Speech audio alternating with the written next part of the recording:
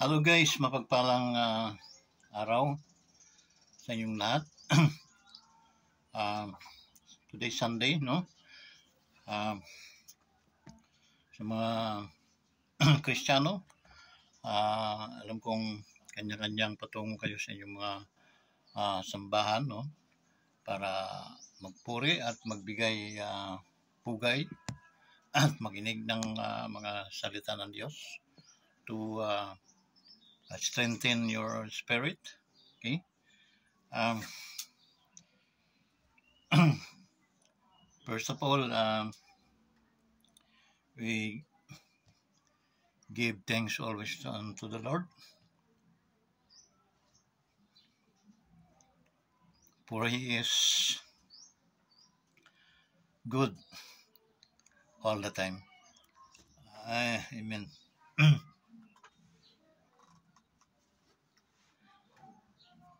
Ano ba yung magandang topic na ating pagbubulay-bulayin sa oras na to? Okay?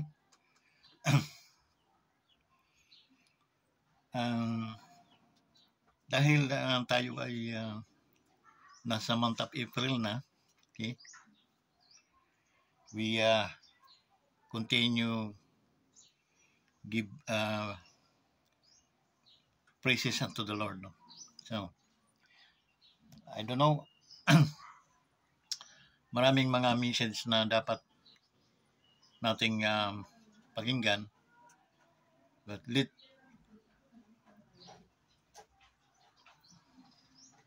knowledge of the Lord shall prevail, no? So we manalangin tayo.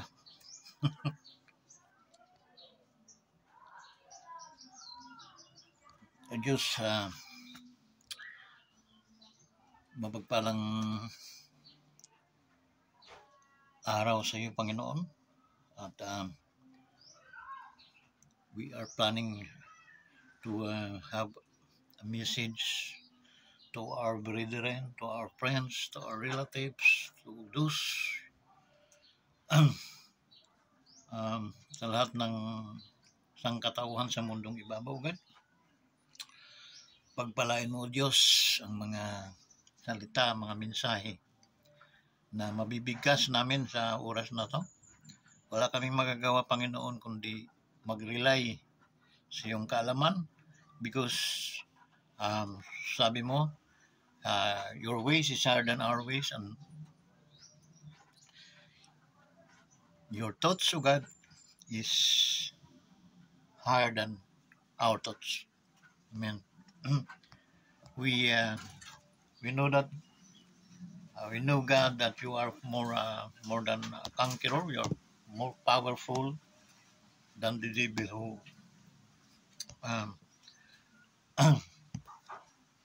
work it in this world. Pagpalain mo, Diyos, ang mga salitang aming pagbubulay-bulayan. Maraming salamat, Panginoon, sa pangalan ni Jesus. Amen. So guys, bilang Kristiyanos, kailangan natin na palakasin din yung ating espiritu. Because as I said on today, no, man is a spirit, he has a soul, he lives in the physical body. We are not as simple as that, no, na parang tao lang yan, no? No. You, human being, you are not, actually, your reality is not a man. Okay? Your reality is in book of Genesis. It says that, let us make man in our own image. To clarify, human being is, you are not, okay, as simple as a human. Okay? The origin of the man is a spirit, your spirit. That's belong to the Lord. That's why if we die, we go and our flesh back to dust. Okay? Balik siya sa alikabok, itong ating katawan. So, tama yung Biblia. Man is a spirit, he has a soul, and he lives in the physical bodies. This is our vessel. Vessels. No? Lalagyan lang ito ng ating banal na Espiritu Santo. That's why if the origin of a man is from God, it is written in the Bible so clear, okay, that they says that let us make man, lalangin natin ang tao ayon sa ating what is called ayon sa ating hangis or what it, I don't know what is in Tagalog. Katulad ng ating anyo, ika nga. Okay? So, there are many teaching regarding that. No? So, maybe in some other time, we tackled the reality of a man and the real journey of a man. Okay? So what we emphasize today, is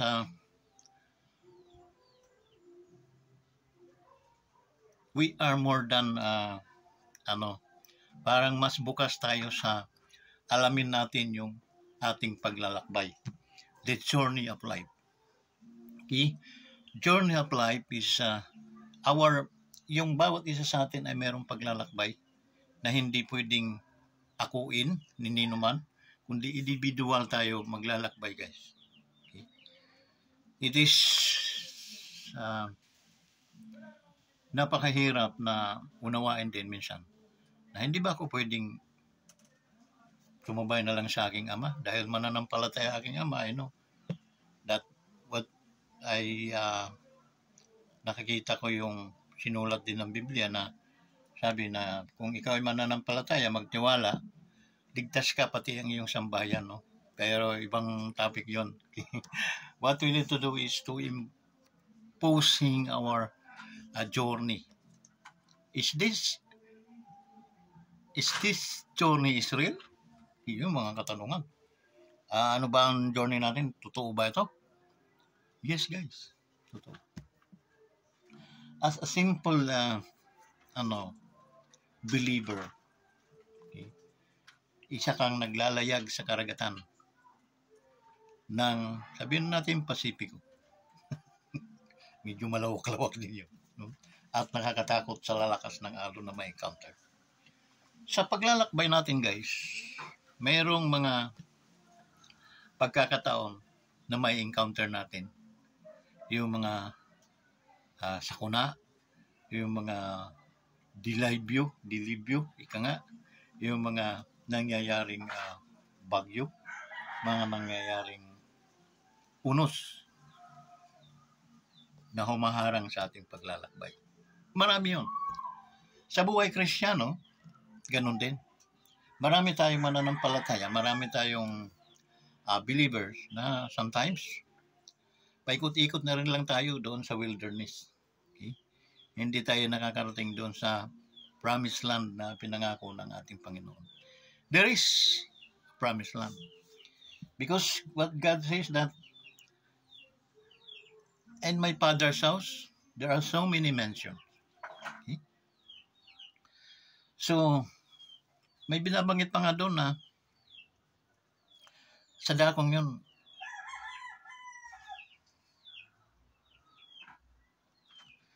it's look like a paradise, guys.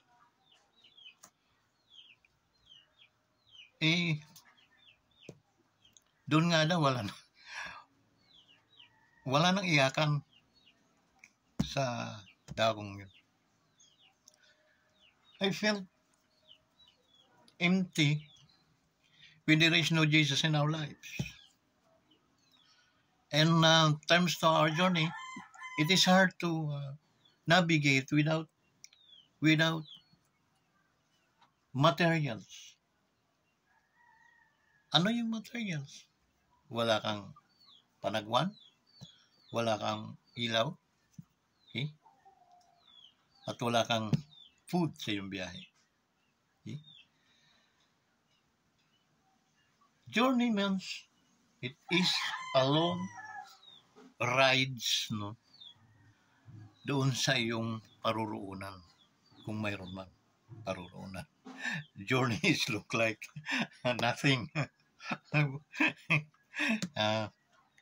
Hindi natin alam kung ano. Pero Bible says according to Apostle Paul that there is merong tawag noon, merong finishing line. May finishing line. Merong katapusan ng ating paglalakbay. Okay? Now guys, we start to umpisa tayo magbiyahe. Okay? May biyahe dito sa Book of Acts, chapter 27. Pag nabasa niyo yung whole chapter, mayroon diyang biyahe ni Apostle Paul, ni Apostol Pablo.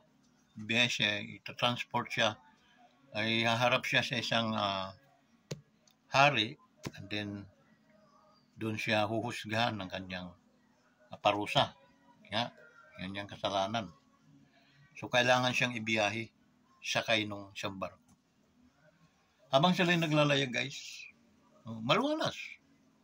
Isang ngunit dahil medyo habagat na sa kabila malalakas ng alon, kailangan umikot sila para dito sa kabila sa lipod, yung cover pa, so hindi siya maalon masyado. Look like nung kami nagpunta ng Boracay, no? Punta kami Boracay guys, sa front side sobrang lalakas ng alon, but sa ibang side dun sa likuran panatag guys. Bakit?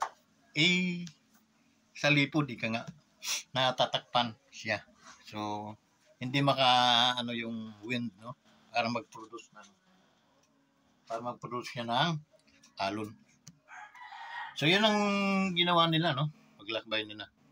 Instead of shortcut diretso, hindi pwede dahil malalakas ang alon. Naglayag sila patungong south, yes, para at least sa lipod sila, no, matatakpan sila at hindi nila ma-encounter yung malalaking alon. Now, pagdating ng doon sila, dahil nga hindi natin hawak ang kapanahunan, okay, minsan yung ating mga scientists noong araw effective, no, titingala lang sila, alam nila kung may bagyo wala. Okay, during that time na mayroong bagyong darating, okay, at talagang doon sa kanilang pararaanan, doon din dadaan yung bagyo, magkakasalubungan talaga. Kaya ang nangyari, edi tuloy, dahan-dahan lang yung para hindi ilang araw na sila lalakbay, no? Lakbay na sila, biyahe, araw-gabi. Noon, mga dilayag pa, hindi naman katulad ngayon na mga mabibilis na mga barko ngayon, no? Tumatakbo na ngayon mga 30-25 knots. Noon, mga 5 to 10 knots lang. Pinakamablakas na yun. So, mabagal, no? Yung tinatakbo nila ay, halimbawa, 2 linggo. Ngayon, 24 hours na lang yun. Okay? So, yan ang sitwasyon. Habang, unti-unting nararanasan na nila yung hangin saka yung mga alon, okay, sa kanilang journey, sa kanilang paglalakbay. Okay? Yung barko na yung kasama doon si Apostle Paul, Apostol Pablo. And then, sabi ng Biblia, hanggang sa bumuhos na yung hangin, okay, may malakas, pero kinaya naman ng barko. Ang ginawa ng barko para hindi sila lumubog, nagbawas na sila ng mga karga. Baka nagtapon na, no? Kasi, halimbawa, para lumutang ng yung mga mabibigat na mga bintawan na nila. Guys, sa paglalayag nila guys, siyempre kabado ka noon. Lalo na, dumating yung punto na nisikat ng araw at saka mga bituin, buwan, wala na silang makita. It means nagbumibiyahe na lang sila through compass. Okay? Yung compass, yun na lang kanilang tinutumbok. Pero, mapaaraw man mo paggabi, wala ka na makitang liwanag. At lumalakas na yung mga naenkwentro na lang hangin. Okay? Hanggang sa ginagawa nila, sukat-sukat na lang, sinusukat nila kung ano ba, satsad na ba tayo sa mga batuhan o baka delikado, mawawala tayo. Okay? Imagine mo guys, for how many days na hindi mo makikita yung araw at liwanag ng mga bituin. Nisikat ng araw at saka liwanag ng mga bituin. Wala kang makita. Gaano yung biyahe? Okay? Gaano kaya ka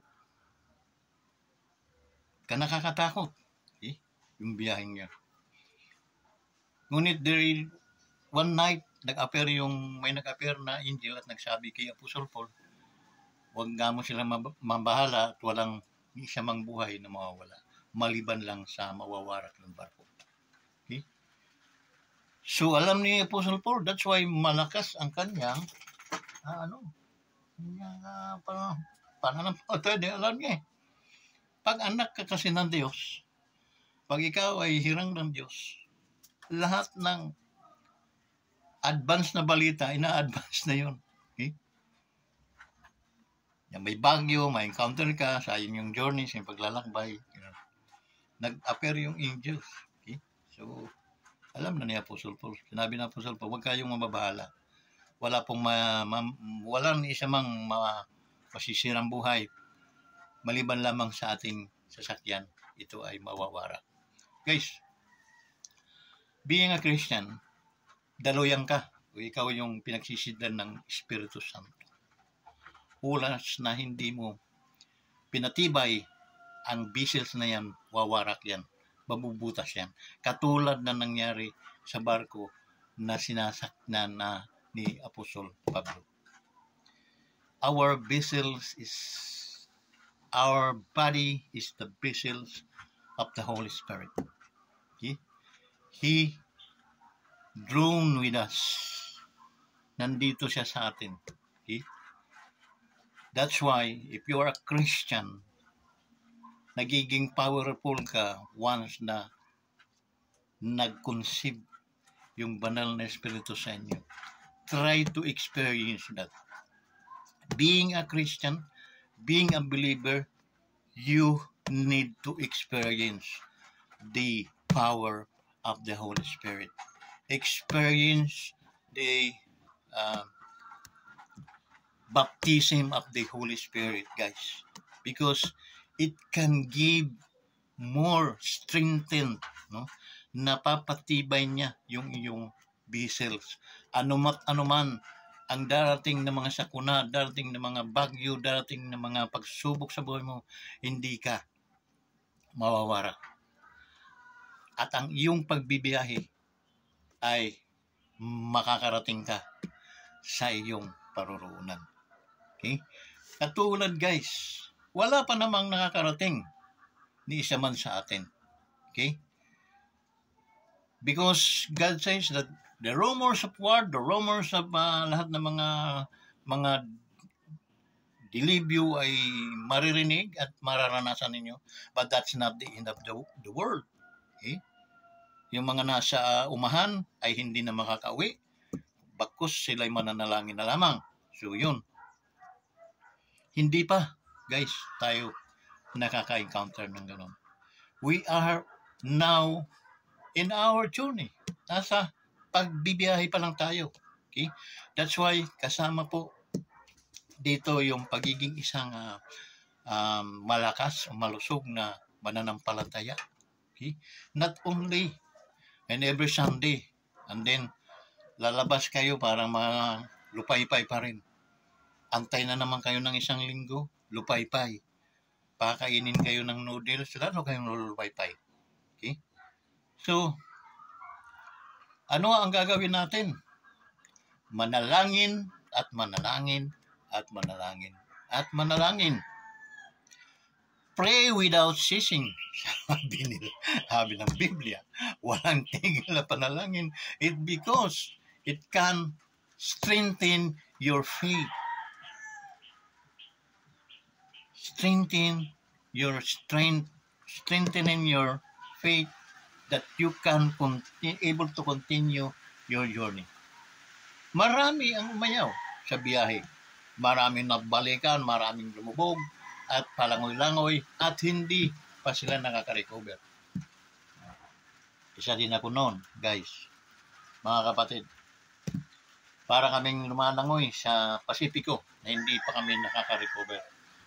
But buhay. Still alive. Because God is good all the time. He gave us life, no? Not death, but life. If you believe Christ as Lord and Savior, you are always His under protection of God. Okay? What it says that if you accept Jesus Christ as Lord and Savior, He give power you to become the sons of God. You have an titled, no? May titulo kang hawak-hawak, okay? Na ikaw ay may karapatan, binigyan ka ng karapatan, authority to become the sons of God. That's why makakatuloy tayo sa ating mga pagbibiyahe. Lumubog man ang ating mga sinasakyan, lumulutang-lutang man tayo, pero buhay tayo. There is always mga nagsisearch na tulong sa atin.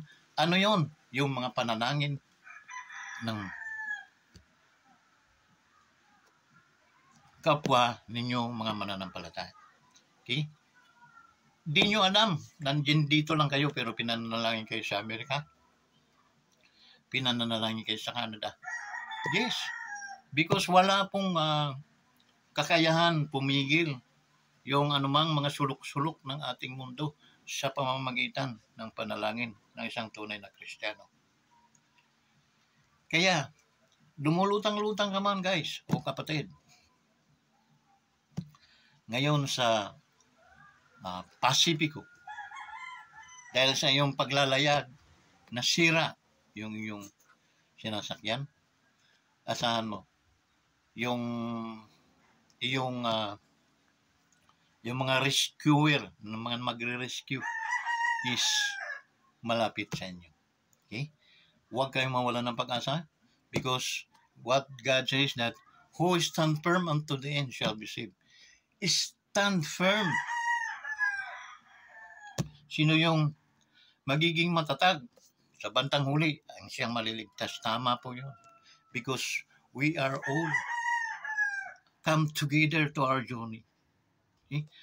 Nagbibiyahe tayo para parehas at wala pang nakakarating ni saman sa atin maliban sa ating Panginoong Jesus sa ating journey. The journey of Jesus Christ is done. Okay? He fulfilled. It's done. Okay? But our journey is still, we still fight, we still struggling, encountering what the typhoons, what the waves. Okay? We continue encountering of that. So, continue guys. Don't discourage. If you seen the Acts chapter 27 o the whole chapter, wala pong buhay na nalagas doon maliban lang sa barko. Sila ligtas. Okay? Ligtas silang lahat. And that is the good news. If you are in Christ, kahit si Apostol Pablo lang doon ng mananampalataya, o hindi pinabayaan ng Panginoon na may malakas na buhay doon sa loob ng biyahe. Okay? And that group, how much more our family. Okay? That's why naniniwala po ako na once na ikaw ay mananampalataya sa Panginoon, hindi po iniiwanan din ng Panginoon ang iyong buong pamilya. Yung po ay inalagaan, inaaruga din, at in the perfect time, sila ay mamamalik loob sa Panginoon. Okay? Yan po ang pinaka magandang balita. Today, excuse me, I share this message unto you because God loves you so much. Okay? Mahal kayo ng Panginoon. Na dito sa YouTube, yung mga hindi nakakapagsamba, hindi mga wala ng panahon, oras ng gabi, kung kayo ay namamahinga na, i-click po ninyo itong ating video, panoorin po ninyo ito. Okay? And then, huwag niyong kalilimutan na mayroong Kristo Jesus na nagbigay, nag-offer ng kanyang buhay para kayo ay maligtas. And John chapter 3 verse 16 says that for God so loved the world that He gave His only begotten Son, that whosoever believe on Him should not perish but have an everlasting life. And that is the good news, guys. That is the good news. And then continue to fellowship, continue to worship the Lord, and then continue to abide His word, and then His word abide in you. You can ask what anything you want, and He give it unto you. Okay? Hallelujah. So guys, thank you so much for the time. Thank you so much for this opportunity that we can present, we can share unto you even in my YouTube channel. So continue to watch and believe that God died for you. Okay? Sumabat po kayo sa ating panalangin. Panginoong Hesus, maraming salamat sa pagkakataon. Patawarin mo kami sa aming kasalanan at pumasok ka sa aming buhay at kami ay susunod sa iyong mga lalakaran. Salamat Panginoon sa kaligtasan. Salamat Panginoon na binigyan mo kami ng karapatan na maging isang anak ng Diyos. Maraming salamat sa kapatawaran sa pangalan ni Jesus. Amen. Guys, today, you are born again. Okay? So, purihin ang Panginoon at mapagpalang hapon sa inyong lahat. Ito po si Brother Vince Velarde. Nagpapasalamat sa kadakilaan ng Diyos. Amen.